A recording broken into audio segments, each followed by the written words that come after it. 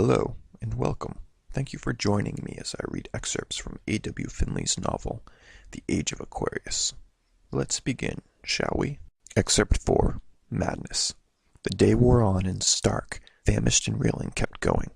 The buzz of helicopters still came and went from time to time. They mustn't have found the gibbon in the cave yet, and perhaps were still searching for survivors. A dead monkey lay in his path sometime in the middle of the afternoon. Stark poked it, and it wasn't a hallucination this time. It was carved up bloody by sharp claws and half-eaten in the same way as his friend had been. Starving and raving, he tore a piece of the hanging red bush meat and ate it, crunching the raw gristle. He grimaced to himself and spat out the greasy black hair.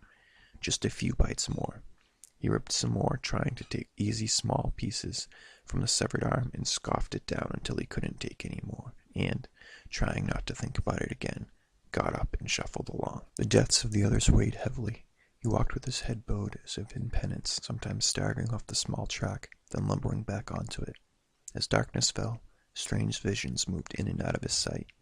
He kept walking, sometimes steady, sometimes not. A light appeared in the twilight, way up ahead. A fire. Is it real, or another bullshit illusion? He stopped and tried to rationalize himself. Pull it together. If he stayed in the jungle like this, he'd be dead in 2 days. He had to take the chance. Slowly, he picked his way towards the fire. It was in the middle of a group of small native huts by the river.